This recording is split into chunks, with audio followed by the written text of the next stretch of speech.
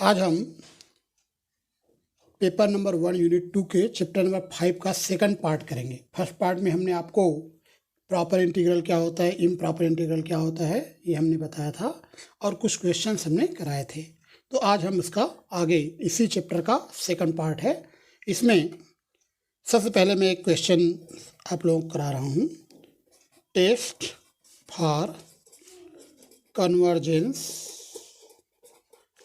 Convergence of the following integrals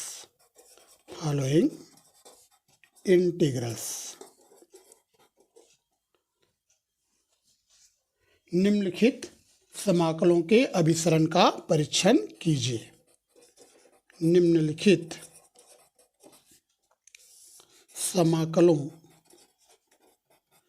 के अभिसरण का परीक्षण कीजिए।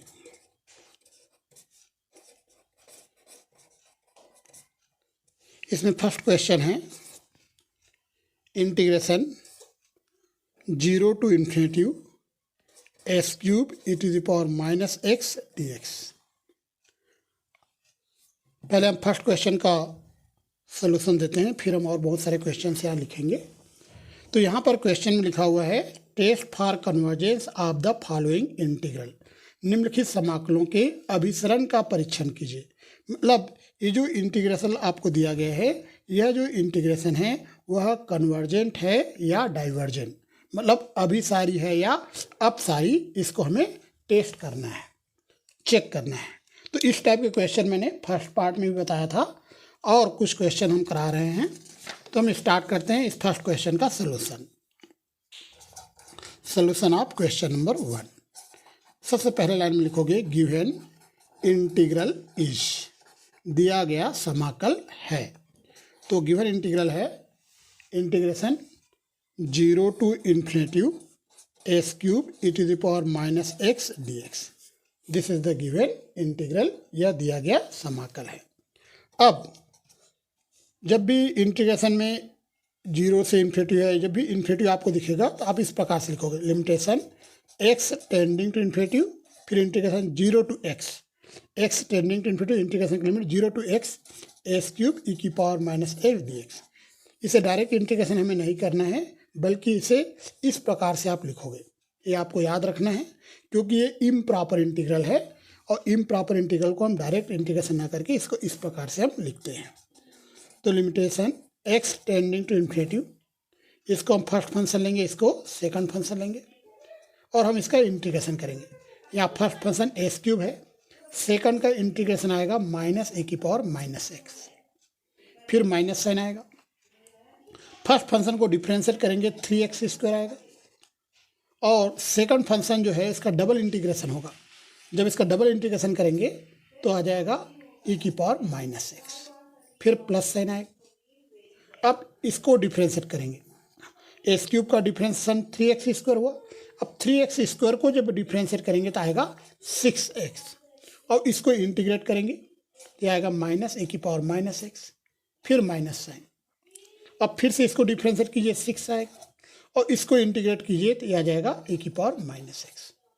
तो मैं आप लोगों को इंटीग्रेशन एक बार अच्छे से समझाता हूँ किस प्रकार से हम इंटीग्रेशन यहाँ करते हैं। देखिए, जैसे मान लो u इंटू वी है, इसका हमें इंटीग्रेशन करना है। तो पहले u को लिखिए और v को इंटीग्रेट कर दीजिए, फिर माइनस साइन आएगा u डैश और डबल इंटीग्रेशन ऑफ v, मतलब u को डिफ्रेंशिएट करना है और इसको फिर से इंटीग्रेट कर देना है, फिर plus sign u double dash triple integration of v, मतलब u को दूसरी बार डिफ्रेंशिएशन होगा u का और इसका फिर से इंटीग्रेशन हो जाएगा, फिर आएगा माइनस u ट्रिपल डैश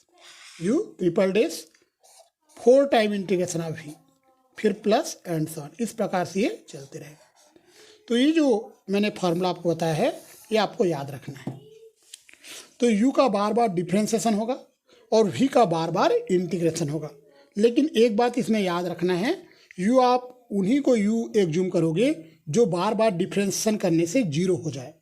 जैसे कि यहाँ पर ये एस क्यूब हमारा u है, तो एस क्यूब का जब एक बार हम डिफ्रेंशिएशन करेंगे, अवकलन करेंगे तो 3x² आएगा। दूसरे बार डिफ्रेंसिएशन करेंगे, दूसरी बार जब इसका अवकलन होगा तो 6x आएगा, और तीसरी बार जब इसको डिफ्रेंशिएट करेंगे तो 6 आ जाएगा। मतलब एक्स क्यूब का एक बार अवकलन के 3x स्क्वायर आया, दूसरी बार अवकलन में 6x आ गया, तीसरी बार अवकलन में 6 आ गया, और चौथी बार अवकलन करेंगे 0 हो जाएगा। तो हमने इसको u कहा है, इसको भी। तो u आप उसी फंक्शन को u एग्ज्यूम करोगे जिसका बार बार डिफ्रेंशिएशन करें तो लास्ट में हमें 0 मिल जाए, है ना। जैसे एक्स क्यूब का एक बार, दो बार, 3 बार तक डिफ्रेंशिएशन होगा, मतलब इस फार्मूला u ट्रिपल डैश तक आएगा, आगे 0 हो जाएगा। u का वैल्यू एक्स क्यूब है, u डैश हमारा 3x स्क्वायर होगा, u डबल डैश 6x होगा, u ट्रिपल डैश 6 आ जाएगा। और इस फार्मूला में पहले प्लस, फिर माइनस, फिर प्लस, फिर माइनस, ये जो माइनस साइन है, प्लस साइन है, माइनस साइन है, ये फार्मूला से आया है। तो सबसे पहले इस u को आप लिख दीजिए यहाँ, इसको आप इंटीग्रेट करना पड़ेगा, इसको आपको सेम टू सेम लिखना है, इसको इंटीग्रेशन करना है, इसका समाकलन करना है। तो इसका हमने इंटीग्रेशन कर दिया, फिर माइनस साइन आएगा। अब इसको आपको डिफ्रेंशिएट करना है, इसको इंटीग्रेट, मतलब इसका अवकलन होगा, इसका समाकलन, तो ये आ जाएगा। फिर अब प्लस साइन आएगा, फिर इसको डिफ्रेंशिएट कीजिए, इसको इंटीग्रेट, मतलब इसका अवकलन कीजिए, इसका समाकलन, ये लाइन मिलेगा। फिर माइनस साइन आएगा, फिर इसको आप डिफ्रेंशिएट कीजिए, इसको इंटीग्रेट कीजिए। मतलब जो फर्स्ट फंक्शन है उसका बार बार डिफ्रेंशिएशन होता है, अवकलन होता है, और जो सेकंड फंक्शन है उसका बार बार इंटीग्रेशन होता है। पहले एक बार इंटीग्रेशन हुआ, फिर दूसरी बार, फिर तीसरी बार, फिर चौथी बार, ऐसे। तो सेकंड फंक्शन का इंटीग्रेशन करना है, पहले इंटीग्रेशन करना है, फिर इंटीग्रेशन करना है, फिर इस प्रकार से जो सेकंड फंक्शन उसका बार बार इंटीग्रेशन होगा। और जो फर्स्ट फंक्शन है वो पहले तो सेम टू सेम रहेगा, फिर बाद में उसका डिफ्रेंशिएशन होगा, फिर डिफ्रेंशिएशन होगा, फिर डिफ्रेंशिएशन होगा। मतलब फर्स्ट फंक्शन का बार बार डिफ्रेंशिएशन होगा और सेकंड फंक्शन का बार बार इंटीग्रेशन होगा, तो ये आ जाएगा। तो इसको आपको याद रखना है, इंटीग्रेशन का फार्मूला। अब हम आगे बढ़ते हैं। यहाँ पर लिखा हुआ है, आप देखिए, limitation x tending to infinitive, सभी में माइनस e की पावर माइनस एक्स कॉमन है ना, सभी में माइनस e की पावर माइनस एक्स कॉमन है। यहाँ बचेगा एक्स क्यूब, यहाँ बचेगा प्लस 3x स्क्वायर, यहाँ बचेगा प्लस 6x, और यहाँ बचेगा प्लस 6। तो हमने जो कॉमन है कॉमन निकाल दिया, सब में माइनस e की पावर माइनस एक्स कॉमन था, ये हमने निकाल दिया। अब पहले हम अपर लिमिट लगाएंगे x, मतलब जहाँ जहाँ x है वहाँ x पुट करेंगे, फिर उसके बाद में s के प्लेस पे 0 लोअर लिमिट हम लगाएंगे। तो i इक्वल टू आएगा limitation x tending to infinitive minus e की power minus X S cube plus 3x square plus 6x plus 6। तो हमने s के प्लेस पे x ही पुट किया, फिर माइनस। अब हमें लोअर लिमिट लगाना है 0, तो ये माइनस का प्लस हो जाएगा, e की पावर 0, 0 प्लस 0 प्लस 0 प्लस 6। तो मैं एक बार फिर समझा देता हूँ। मैंने अपर लिमिट x, जहाँ जहाँ x है वहाँ x पुट कर दिया, तो यही टर्म सेम टू सेम आएगा। फिर मैंने s के प्लेस पे 0 पुट कर दिया। तो चूंकि यहाँ माइनस साइन है, तो लोअर लिमिट जब प्रूफ कर रखेंगे उस समय माइनस साइन का प्लस साइन हो जाएगा। इस प्रकार से हमने किया है। अब ये आ जाएगा limitation x tending to infinitive minus e की power minus X S cube plus 3x square plus 6x plus 6। e की पावर 0 1 होता है, तो ये तो 1 हो जाएगा, तो ये आ जाएगा प्लस 6। ये लीजिए। अब यहाँ पर s की वैल्यू हम रखने वाले हैं इन्फिनिटिव। जब s की वैल्यू इन्फिनिटिव रखेंगे तो यहाँ माइनस e की पावर माइनस इन्फिनिटिव आएगा, और e की पावर माइनस इन्फिनिटिव 0 होता है, ये 0 होने से पूरा 0 हो जाएगा। अब प्लस आएगा 6। मैं आपको बता देता हूँ, e to the power minus infinitive 0 होता है। तो जब हम s की वैल्यू इन्फिनिटिव रखेंगे तो यहाँ पर e की पावर आ जाएगा माइनस इन्फिनिटिव, मतलब ये 0 आ जाएगा। अब ये 0 होने से ये पूरा टर्म 0 हो जाएगा, और यहाँ पे प्लस 6 आ जाएगा। तो i का वैल्यू आ रहा है 6। तो हम देख रहे हैं i का वैल्यू 6 आ रहा है, मतलब i का एक निश्चित मान हमें मिल रहा है, एक फाइनाइट वैल्यू हमें मिल रहा है। इसका मतलब है गिवन जो इंटीग्रल है वह कन्वर्जेंट है, दिया गया समाकल अभिसारी है। तो आप लिखोगे hence the given integral is convergent, अतः दिया गया समाकल अभिसारी है। हिंदी में लिखोगे अतः दिया गया समाकल अभिसारी है। चलिए हम सेकंड क्वेश्चन लेते हैं। तो हमने यहाँ पर हमें केवल एक ही क्वेश्चन लिखा था, अब हम और क्वेश्चन इसमें लिखते हैं। सेकंड क्वेश्चन हम करने वाले हैं integration minus infinity to infinity 1 upon X 1 plus X square D X. Integration minus infinity to infinity 1 by X 1 plus X square D X. हमें चेक करना है कि ये जो इंटीग्रल है यह कन्वर्जेंट है या डाइवर्जेंट। क्वेश्चन लिखता है test for convergence of the following integral, है ना, निम्नलिखित समाकलों के अभिसरण का परीक्षण कीजिए। तो आपको ये चेक करके बताना है कि ये जो इंटीग्रल दिया गया है यह कन्वर्जेंट है या डाइवर्जेंट, मतलब अभिसारी है या अपसारी। चलिए स्टार्ट करते हैं सोल्यूशन।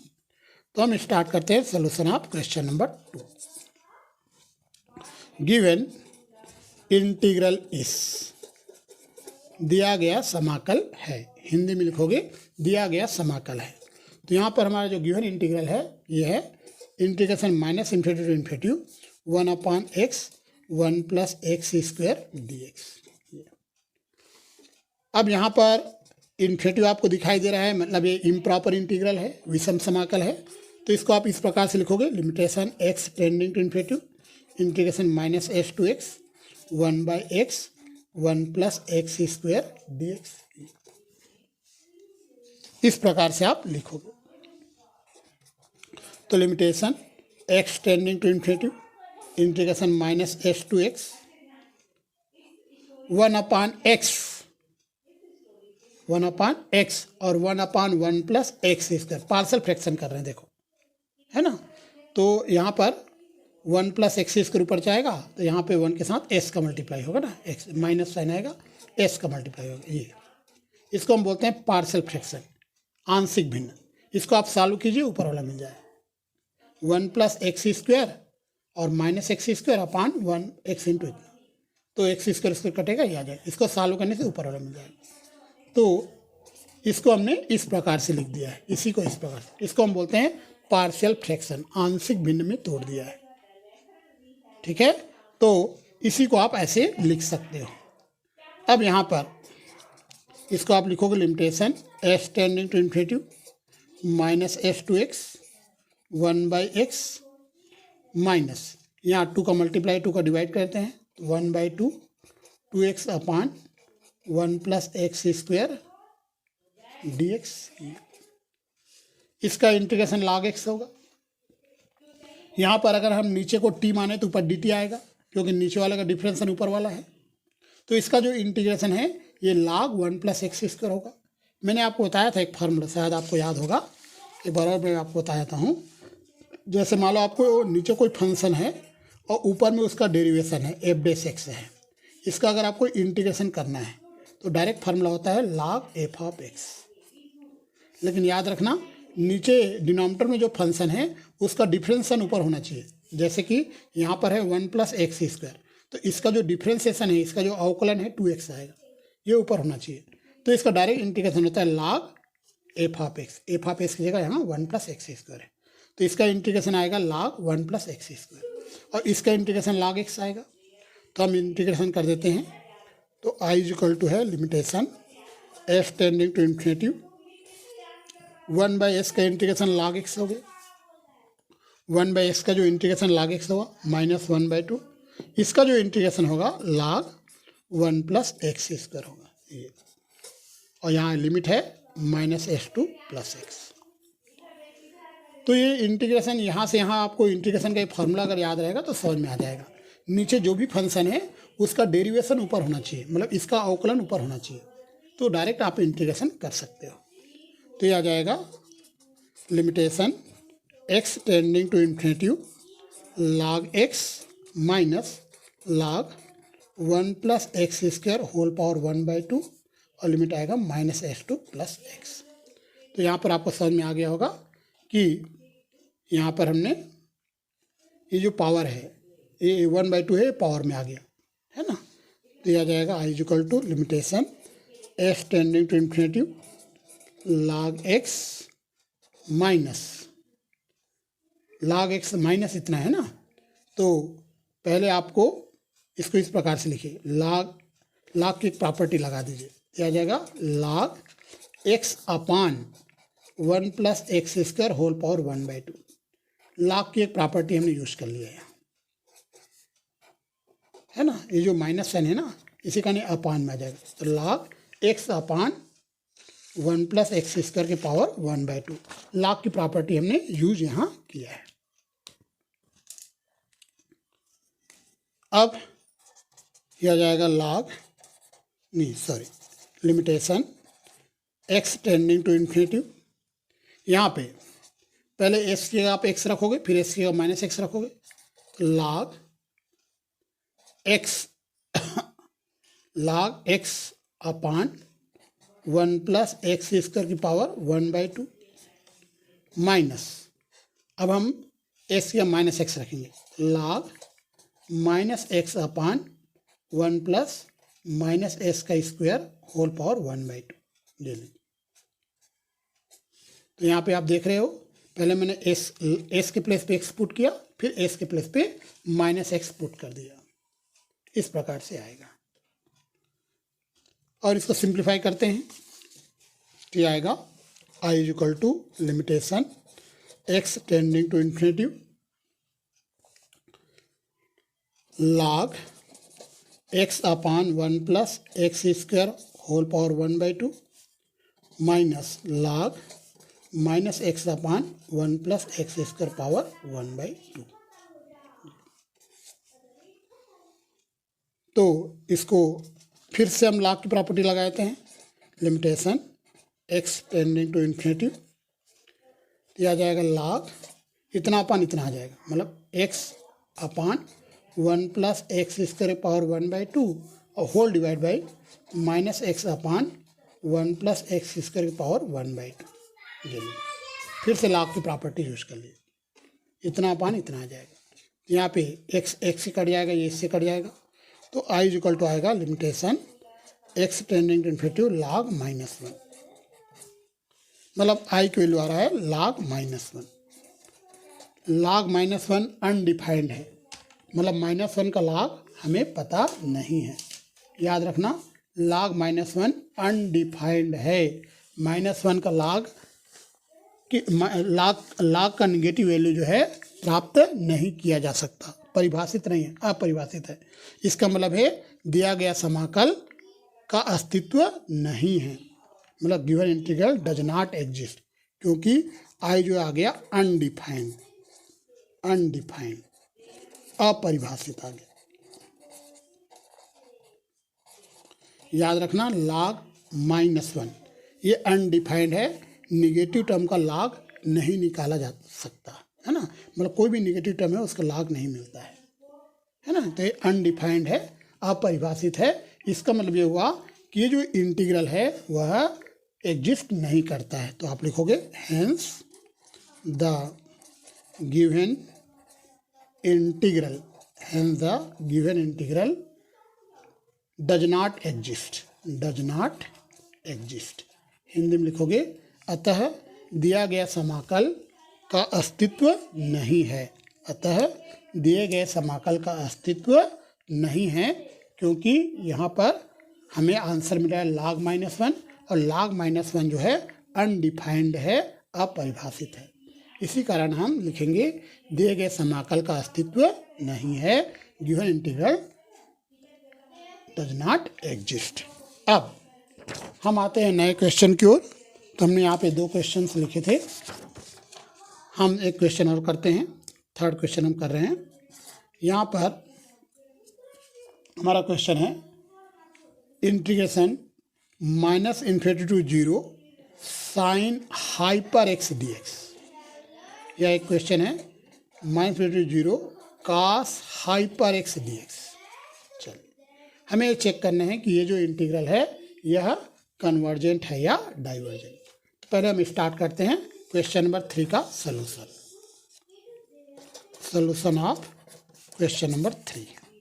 गिवन इंटीग्रल इज, दिया गया समाकल है i is equal to -∞ to 0 sine hyper x dx।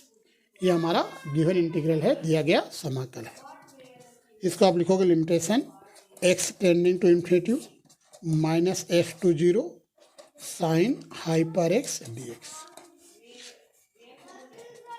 आप सभी को मैं बता देता हूँ, साइन हाइपर एक्स का फार्मूला। तो याद रखना साइन हाइपर एक्स का फार्मूला होता है e की पावर x माइनस e की power minus x by two. याद रखना साइन हाइपर एक्स का फार्मूला होता है e की पावर x माइनस e की power minus x upon to. अब इसका हम इंटीग्रेशन करेंगे तो limitation x tending to infinity, ये आ जाएगा, इसका इंटीग्रेशन करेंगे तो e की पावर x और ये हो जाएगा प्लस e की power minus x upon to. e की पावर एक्स का इंटीग्रेशन e की पावर एक्स होगा, इसका इंटीग्रेशन करेंगे तो माइनस e की पावर माइनस एक्स आएगा, पहले से माइनस है तो प्लस आ जाएगा और लिमिट आएगा माइनस एक्स टू जीरो। तो हमने इसका इंटीग्रेशन कर दिया है। अब यहाँ पर पहले s के प्लेस पे जीरो पुट करेंगे, फिर s के प्लेस पे माइनस एक्स पुट करेंगे तो यह आ जाएगा limitation s tending to infinity e की पावर जीरो प्लस e की पावर जीरो अपान टू, फिर माइनस e की power minus x plus e की पावर x अपान टू। तो पहले हमने s की जगह जीरो पुट किया, फिर s की जगह हमने माइनस एक्स पुट कर दिया। तो यह आ जाएगा limitation s tending to infinity e की पावर जीरो वन होता है तो one plus one two, two by two ये वन आ जाएगा। याद रखना e की पावर जीरो वन होता है तो वन प्लस वन टू हुआ, टू अपान टू वन आ जाएगा, minus minus one by to e की पावर x प्लस e की power minus x plus e की पावर x। ये अब s की वैल्यू इन्फिनिटी रखना है तो one minus one by to e की power minus infinity plus e की पावर इन्फिनिटी आ जाएगा। जब s के लिए हम इन्फिनिटी रखेंगे तो यहाँ e की पावर माइनस इन्फिनिटी आ गया, यहाँ e की पावर इन्फिनिटी आ जाएगा। तो one minus one by two E to the power minus infinity zero होता है और E to the power infinity infinity होता है। तो हम देख रहे हैं one minus one by two into infinity आ गया, मतलब आई की वैल्यू आ रहा है वन माइनस इन्फिनिटी, मतलब आई की वैल्यू माइनस इन्फिनिटी हमें मिल रहा है। तो यहाँ पर देखो आई की वैल्यू माइनस इन्फिनिटी आ रहा है, इसका मतलब है जो गिवन इंटीग्रल है वह डाइवर्जेंट है। तो आप लिखोगे hence the given integral is divergent, अतः दिया गया समाकल अपसारी है। एक और क्वेश्चन करते हैं, क्वेश्चन नंबर 4।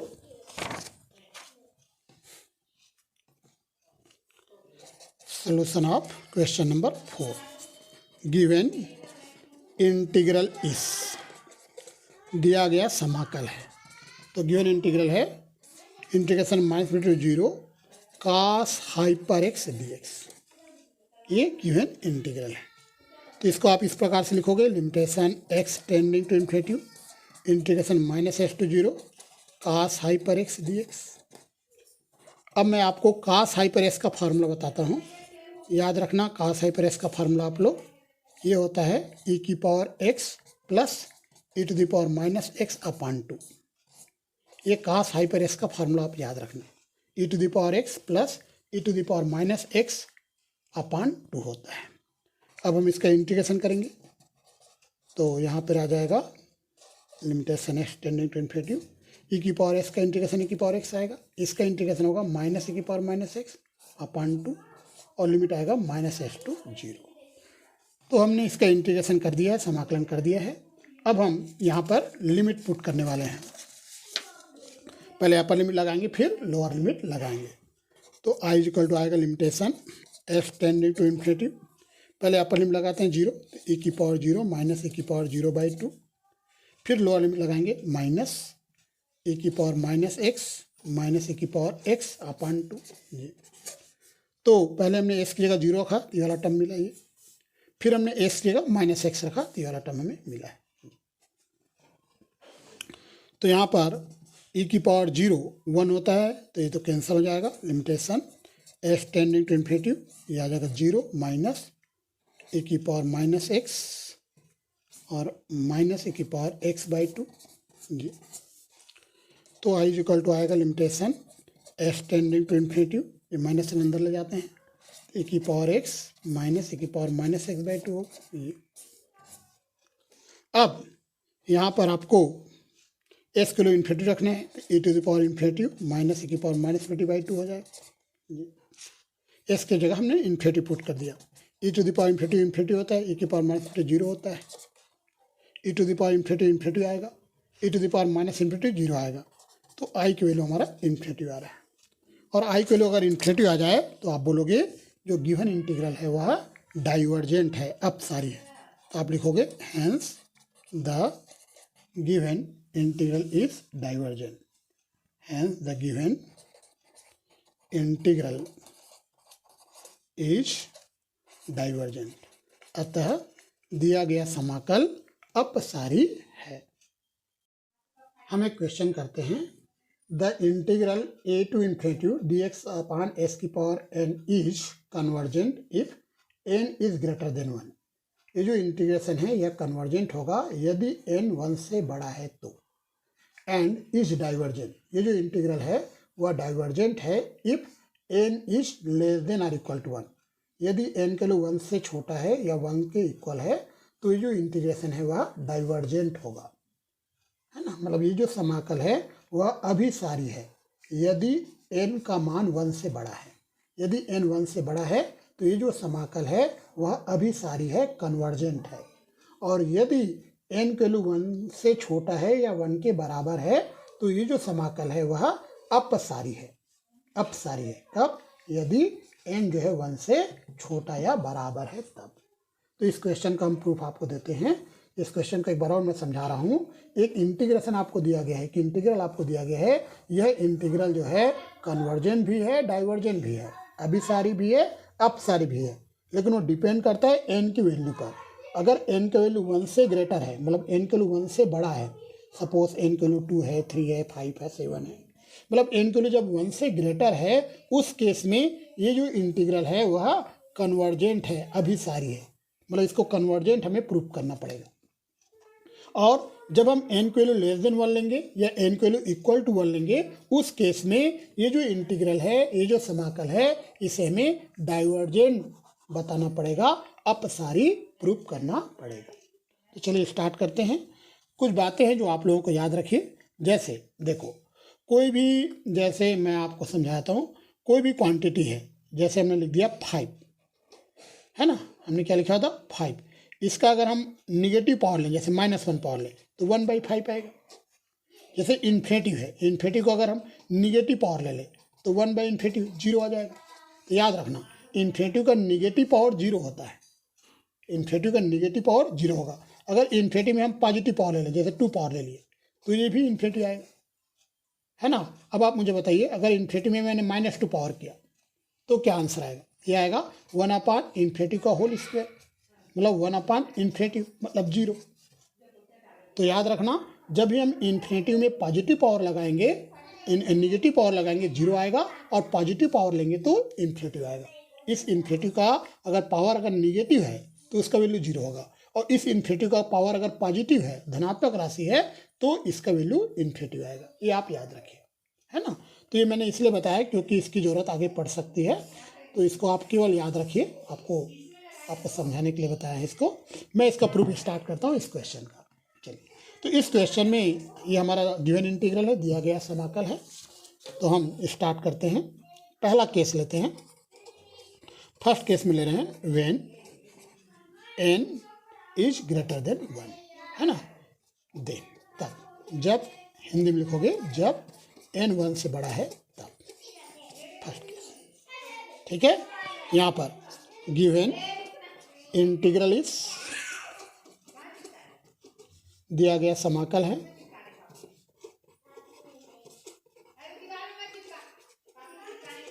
तो गिवन इंटीग्रल है, दिया गया समाकल हमारा है i = integration a to ∞ dx/s⁴n। ये दिया गया इंटीग्रल ये है ना, ये गिवन इंटीग्रल है, ये हमने लिख दिया। तो इसको आप इस प्रकार से लिखोगे, limitation x tending to ∞ a to x 1/s⁴n dx, इस प्रकार से, है ना। इम्प्रॉपर इंटीग्रल है, इसको इस प्रकार से आप लिखोगे। ये आएगा लिमिटेशन x टेंडिंग टू ∞, ये होगा a to x, इसको आप लिखोगे s⁻−n dx। अब इसका हम इंटीग्रेशन करेंगे, s⁻−n का इंटीग्रेशन आएगा s⁻−n+1 अपान -n+1। ये हो जाएगा लिमिटेशन x टेंडिंग टू ∞, इसका इंटीग्रेशन होगा s⁻−n+1 अपान -n+1। लिमिट होगा a to x। पहले अपर लिमिट रखेंगे फिर लोअर लिमिट रखेंगे, तो ये आ जाएगा limitation S tending to infinity. Upper limit लगाएंगे तो यही आएगा एस की power minus n plus one upon minus n plus one, और लोअर लिमिट लगाएंगे तो आएगा ए की power minus n plus one upon minus n plus one. आप इसको और अच्छे से इस प्रकार से लिख लीजिए, limitation x tending to infinity s की power one minus n upon one minus n minus a की power one minus n upon one minus n. ठीक है, माइनस एन प्लस वन ना लिख के वन माइनस एन आप लिख लीजिए, इसे आप दीजिए इक्वेशन नंबर 1।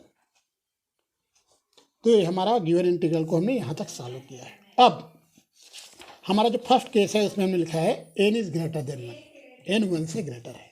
तो n जब 1 से ग्रेटर है, देखिए since n is greater than 1, n 1 से बड़ा है, चूंकि n के वैल्यू जो है यह 1 से बड़ा है, देयरफॉर इसलिए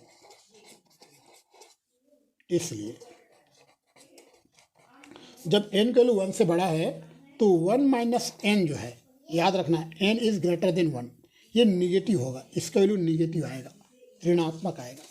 क्यों निगेटिव आएगा? क्योंकि n is greater than 1, n का वैल्यू 2 हो सकता है, 3 हो सकता है, 5 हो सकता है ना। तो जब n का वैल्यू 1 से ग्रेटर लोगे तो ये वैल्यू आएगा निगेटिव, इज निगेटिव, ये निगेटिव वैल्यू होगा, मतलब ऋणात्मक मान होगा। ठीक है, तो आप बोल सकते हैं इसलिए 1 माइनस एन ऋणात्मक होगा, ऋणात्मक है, 1 माइनस एन ऋणात्मक है, और ये निगेटिव है।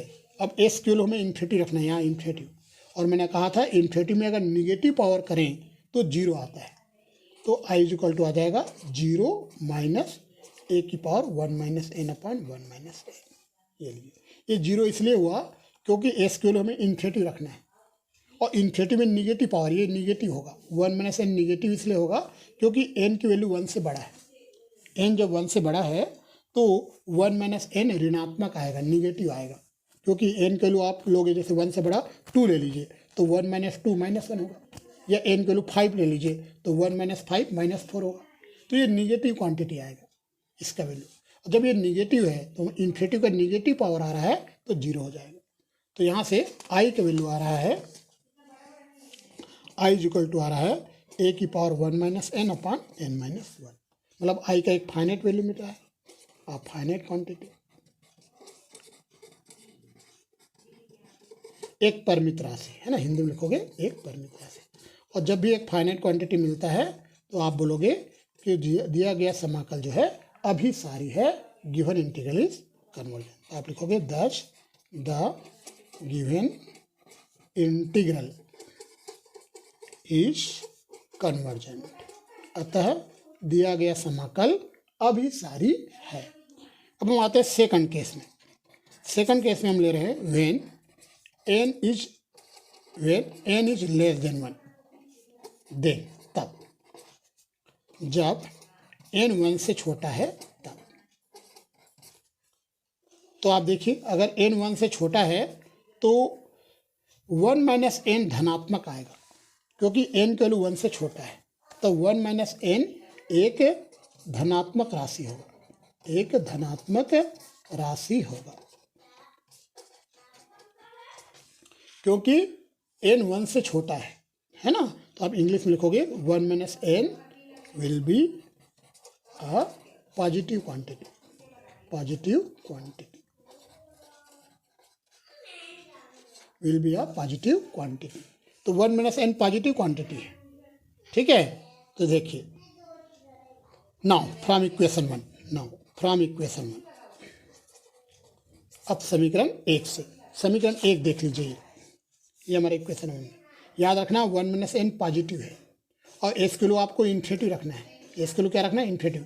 इन्फिनिटी को आप पॉजिटिव पावर लोगे, 1 माइनस एन यहाँ पॉजिटिव है, धनात्मक राशि है, तो आई इज इक्वल टू आ जाएगा इन्फिनिटी माइनस ए की power 1 minus n upon 1 minus n. आपको समझाया था फिर से, ये आप देखिए, ये इक्वेशन नंबर 1 में जब हम 1 माइनस एन को पॉजिटिव बोल रहे हैं, धनात्मक बोल रहे हैं, एस के लिए हमें इन्फिनिटी रखना है। एस के लिए जब इन्फिनिटी रखेंगे तो इन्फिनिटी का पॉजिटिव पावर इन्फिनिटी आ जाएगा। इन्फिनिटी में कोई भी पॉजिटिव पावर लोगे तो इन्फिनिटी आएगा, और ये माइनस ये रहेगा, मतलब आई के लिए इन्फिनिटी आ जाएगा। तो यहाँ पे हम देख रहे हैं आई की वैल्यू हमें इन्फिनिटिव मिलने वाला है। इसका मतलब ये है कि हमारा जो गिवन इंटीग्रल है वह डाइवर्जेंट है। तो आप लिखोगे thus the given integral is divergent. ये डाइवर्जेंट कब आ रहा है? जब हमने n का वैल्यू 1 से छोटा लिया है। हमने माना है जब n 1 से छोटा है, n इज लेस देन 1, उस केस में दिया गया समाकल अपसारी है। अब लास्ट और अंतिम केस करते हैं। थर्ड केस है when n is equal to 1, then तब जब n बराबर 1 है तब, n बराबर अगर 1 हो तब क्या होगा? तो हमारा जो गिवन इंटीग्रल था वो इस फॉर्म में था a2x dx अपॉन s की पावर n। ये हमारा दिया गया समाकल है। हम n के प्लेस पे 1 रखने वाले हैं। तो n के प्लेस पे 1 रखेंगे तो ये आ जाएगा a2x dx अपॉन x आ जाएगा। ये लास्ट केस है, n is equal to 1। n की जगह हमने 1 पुट कर दिया। अब इसको नहीं, ए इन्फिनिटी था, ए टू इन्फिनिटी था, सॉरी, ये दिया गया समाकल ऐसा था। तो इसको आप लिखोगे limitation x tending to infinitive a2x dx upon x। ये हमारा दिया गया समाकल है, integration a to infinitive dx upon s की पावर n। अब इसको हम इंटीग्रेट कर लेंगे तो 1/s का इंटीग्रेशन log x आता है। यह आएगा limitation x tending to infinitive, यह आ जाएगा log x और लिमिट आएगा a2x। पहले अपर लिमिट लगाएंगे फिर लोअर लिमिट लगाएंगे। Limitation x tending to infinitive, यह आएगा log x minus log a। अब s के वैल्यू इन्फिनिटिव रख देंगे, यह आ जाएगा log infinitive minus log a। log infinitive value infinitive होता है, याद रखना, log इन्फिनिटिव वैल्यू इन्फिनिटिव होता है। तो हम देख रहे हैं आई की वैल्यू इन्फिनिटिव आ गया। तो आई की वैल्यू जब इन्फिनिटिव आ गया मतलब इस केस में भी हमारा जो गिवन इंटीग्रल है वह डाइवर्जेंट है। दस the given integral is divergent, अतः दिया गया समाकल अपसारी है। तो इस क्वेश्चन में मैंने जब n की वैल्यू लेस देन 1 लिया था उस केस में देखो, पहला जो केस था हमारा था n is less than 1, n is greater than 1, sorry, जब हमने n इज ग्रेटर देन 1 लिया, इस केस में n इज ग्रेटर देन 1 पहला जो केस था, इस केस में हमारा जो इंटीग्रल है वह कन्वर्जेंट आया था। पहला केस में जब n ग्रेटर देन 1 लिए तो हमने लिखा है the given integral is convergent, दिया गया समाकल अभिसारी है ना। लेकिन जब सेकंड केस हमने लिया n is less than 1, n की वैल्यू 1 से छोटा है, वो वाला केस हमने लिया। उस केस में हम देख रहे हैं आई की वैल्यू इन्फिनिटिव आ गया, और आई की वैल्यू इन्फिनिटिव आ गया तो हमने लिखा है the given integral is divergent, दिया गया समाकल अपसारी है, क्योंकि आई की वैल्यू इन्फिनिटिव आ रहा है।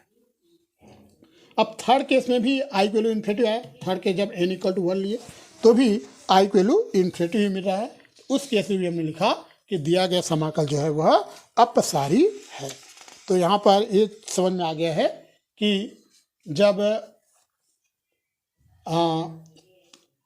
n की वैल्यू 1 से ग्रेटर है उस केस में जो इंटीग्रल है वह कन्वर्जेंट है, और जब n की वैल्यू 1 से छोटा या बराबर है उस केस में हमारा जो इंटीग्रल है वह डाइवर्जेंट है। देखो क्वेश्चन में यही बोला गया था, ये जो इंटीग्रल है वह कन्वर्जेंट है यदि n ग्रेटर देन 1, तो n इज ग्रेटर देन 1 में ये इंटीग्रल कन्वर्जेंट आया, अभिसारी आया।